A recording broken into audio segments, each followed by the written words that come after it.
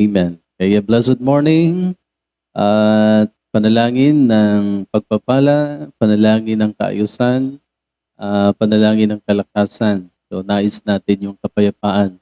Okay, lalong-lalo na sa gusot ngayon ng Israel at Palestinian.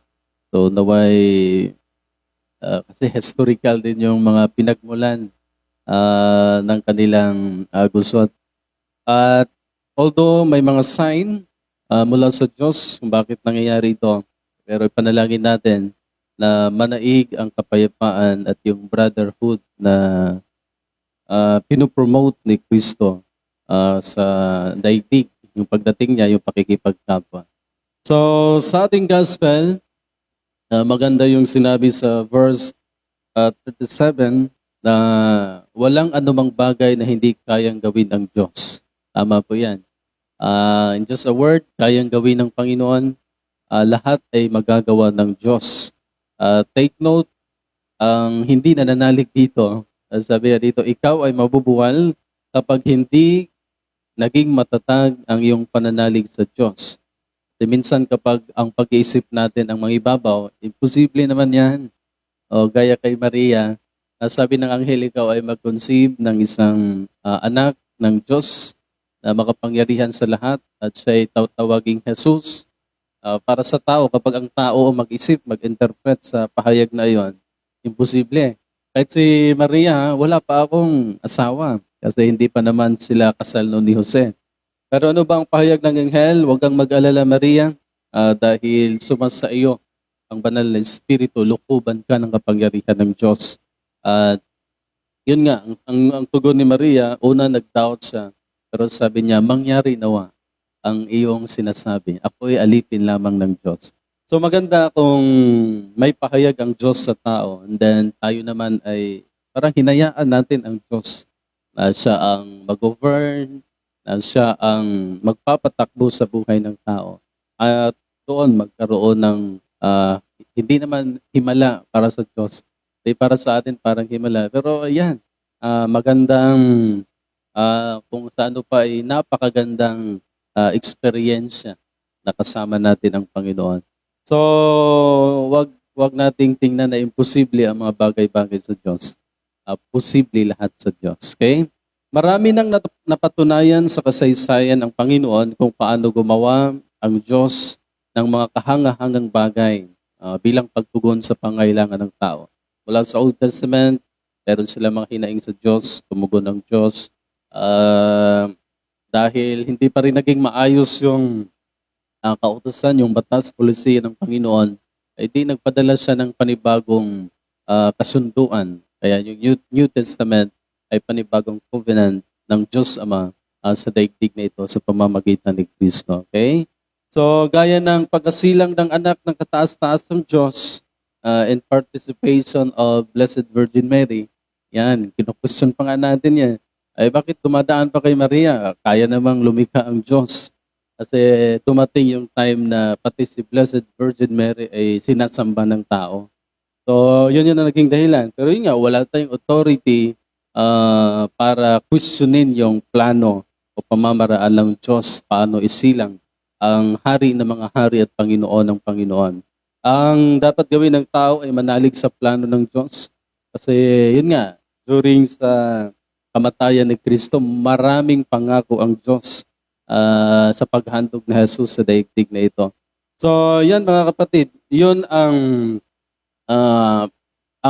partisipasyon ni Blessed Virgin Mary sa pagliligtas ni Jesus sa daigdig na ito ay plano ng Diyos. Wala tayong karapatang mag-question dyan. Kung paano panumbalik lahat sa Diyos, yun ay sa pamamagitan ni Kristo. So, irespeto natin yan. Pahalagahan natin yan. Sa Hebrew 10:9-10, sabi ni Jesus, ako'y narito upang sundin ang iyong kalooban. Okay? Sa ganitong paraan, inalis nga ng Diyos ang unang handog at pinalitan ng handog ni Kristo. Huwag natin kalimutan na sa Old Testament kasi upang iligtas ang tao ay kailangang maghandog sila. And then sa New Testament, ang panibagong kasunduan ay sa kay Kristo na. Okay? Ang unang handog ay pinalitan ng handog ni Kristo. At ang handog ni Kristo ay ang kanyang katawan at dugo. para tayong lahat ay mapanumbalik lahat sa Diyos.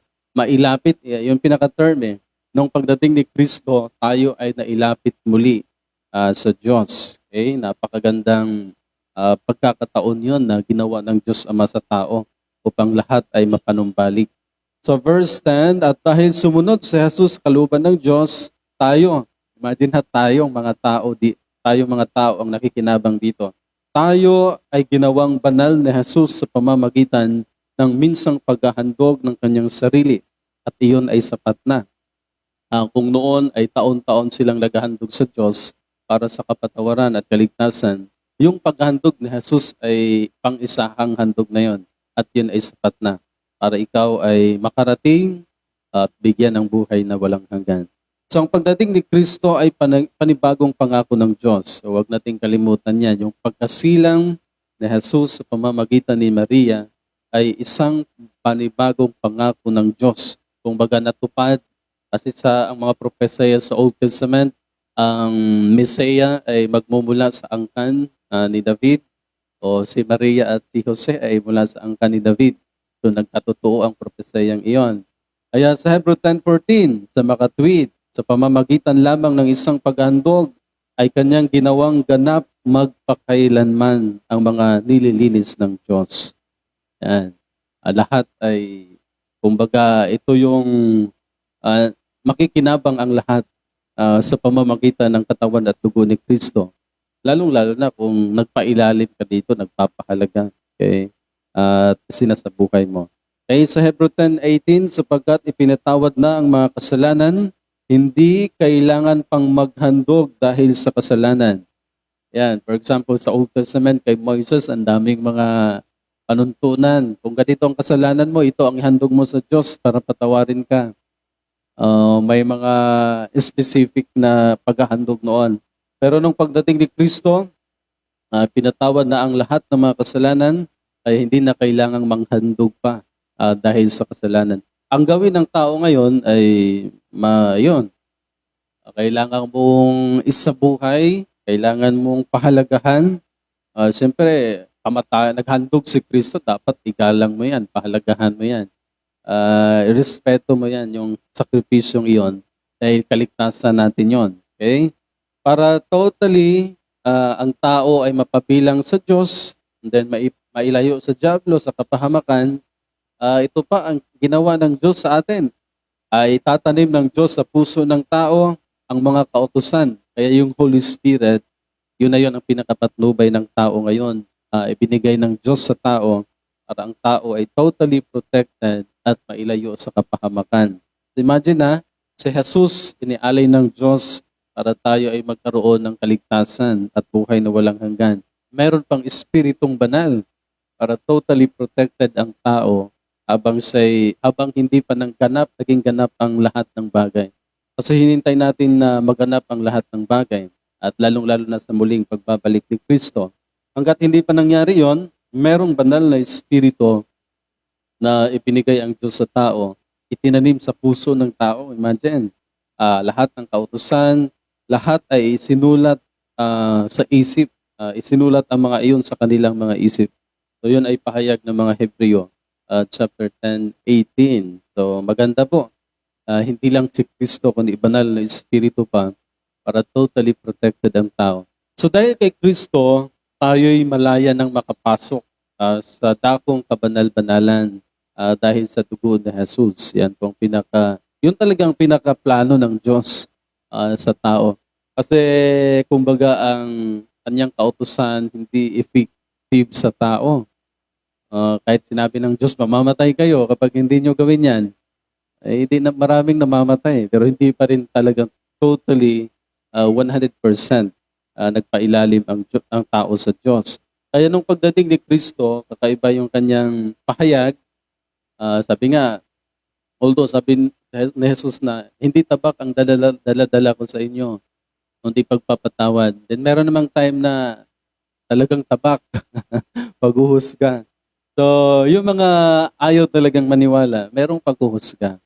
Pero yung mga tao namang nakikinig, nagpailalim sa panibagong covenant, kasunduan, pangako ng Diyos, totally, meron talagang kaligtasan sa iyo o sa atin.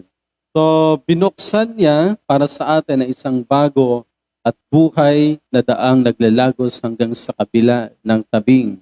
At ang tabing na ito ay ang kanyang katawan. Imagine na talagang ibinuhos sa atin yung pangako ng Diyos, yung henerasyong ito. Ibinuhos talaga lahat para, kumbaga, ang tao ay mapanumbalik sa Diyos, hindi na gumawa ng sariling landas.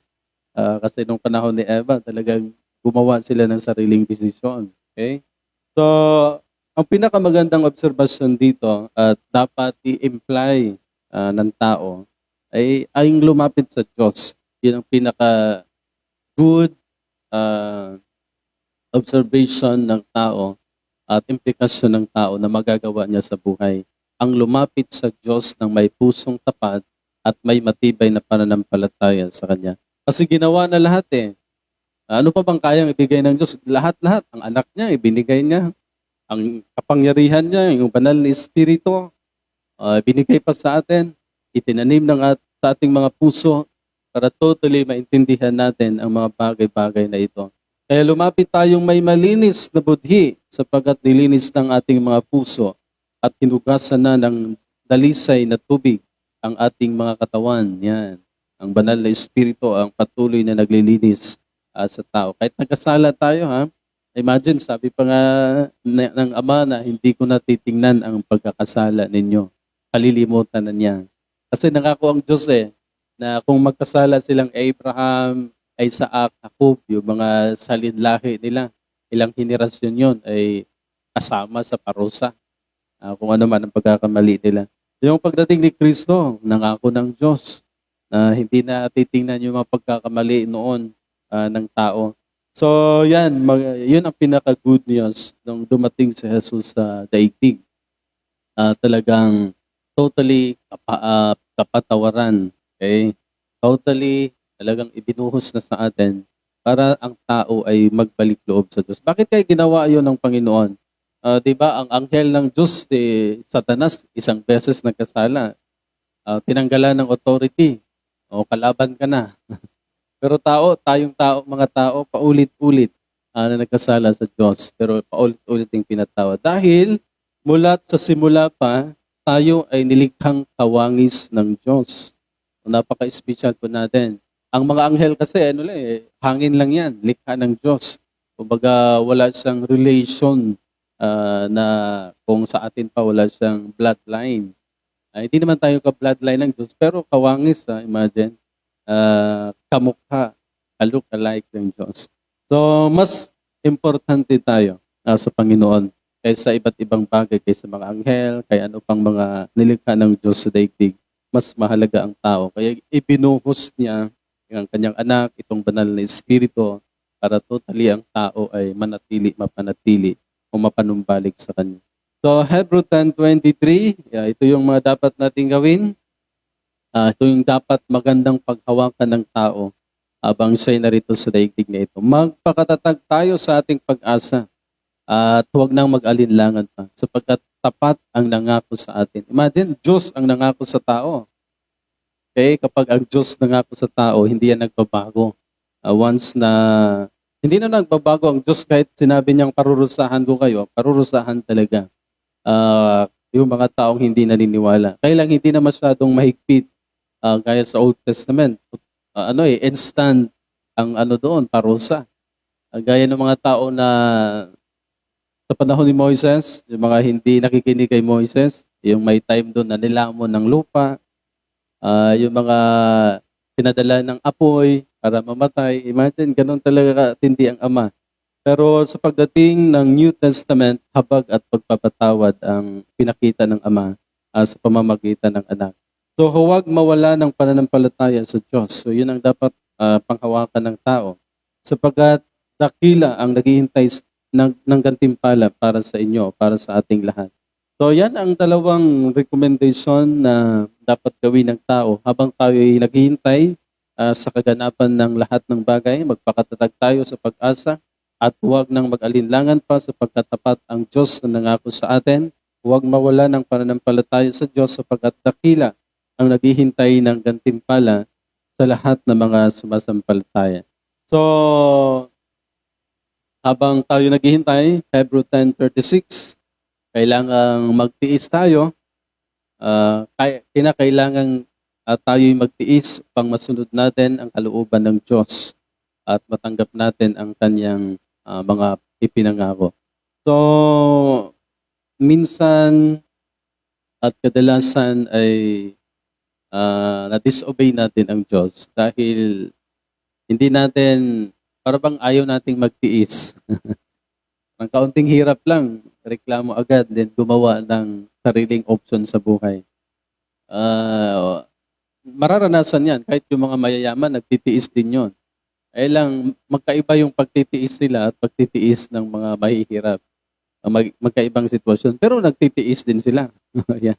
Yun ang gusto iparating ni Pablo. Ako nga nagtitiis din, may time na hindi makatulog, may time na hindi nakakain.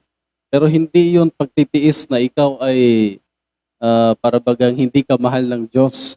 Hindi ganon. Ang ibig sabihin ng pagtitiis ay magpakumbaba tayong maghihintay. Maghihintay tayo. Walang masyadong reklamo sa buhay. Dahil ang daigdig na ito, ganito ang nature ng daigdig. Talagang mararanasan natin yan. Hanggat hindi pa dumating yung kaganapan ng mga bagay-bagay na upang maging ganap ang mga pangakong ito. At mangyari yan sa muling pagbabalik ng ating Panginoon. So hanggat hindi pa nangyari ang muling pagbabalik ni Jesus, yan, magtiis tayo ng may pag-asa, ng may pananampalataya para maging kaganapan ng lahat. Kung maging ganap ng lahat, doon kaluwalhatian ang mararanasan ng tao kasama ang ating Panginoon. Amen?